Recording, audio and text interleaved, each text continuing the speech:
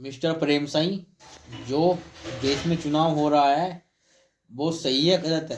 रोज चुनाव होते हैं। सभी देशवासियों को पहले तो नमन करते हैं। ऐसा है जी, देखो देश को अगर बचाना है, सारी पार्टियों को मिलकर देश में एक चुनाव करना चाहिए। जितने चुनाव होंगे उतना ही देश का खर्च होगा, उतनी ही आपस में लड़ाई झगड़े होते हैं। क्योंकि जब मैं आपके सामने टिकट भरूंगा तो दुश्मन बनेंगे एक दूसरे के। तो ये जितने भी केस, रंजिशबाजी के केस चलते हैं, ज़्यादातर चुनाव के कारण चलते हैं। इसीलिए अगर देश का ये पार्टी सब भला चाहती है तो देश में एक ही चुनाव हो, या तो राष्ट्रपति का कर दो या प्रधानमंत्री का कर दो, जैसा उन देशों में होता है, चीन में, अमेरिका में, रूस में, जापान में, इनमें सब में एक चुनाव होता है। ये उनके हथियार तो खरीद के ला रहे हैं, परंतु उनकी नीति ये नहीं ला रहे कि चुनाव देश में एक हो जाए, बिना खर्चे का चुनाव हो। हमारे पास ऐसा ज्ञान है एक, हम एक दिन में चुनाव करा देंगे, बिना खर्चे के चुनाव करा देंगे, सारे दिन वोट गिरेगी, शाम को रिजल्ट ला देंगे। नहीं किसी को कहीं जाना पड़े, ना कुछ करना पड़े, वोट अपने घर से बैठ के डाल देना।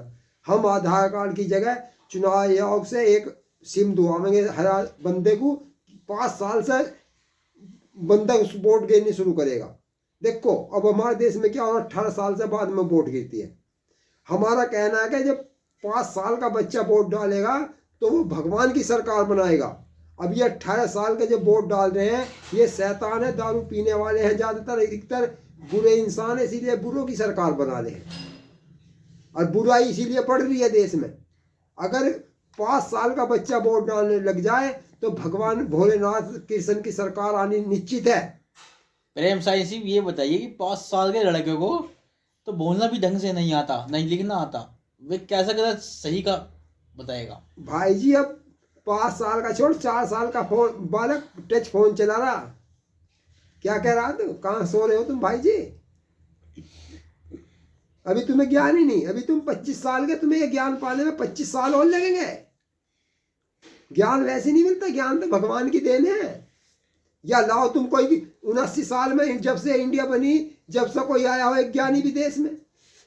अब हमारे अंबेडकर जी ने संविधान लिखा था, उस संविधान में 79 साल में 130 बार ये संशोधन कर चुके सरकारें। तो बताओ फिर संविधान जब अच्छा था, अंबेडकर जी ने लिखा था अच्छा, तुम उसमें बदलाव क्यों कर रहे? तो भाई मेरे ऐसे बात नहीं बनने की। या तो तुम लोग क्या वो अच्छा था तो अच्छा रहने दो, तुमने 130 बार बदलाव क्यों कर दिया संविधान में?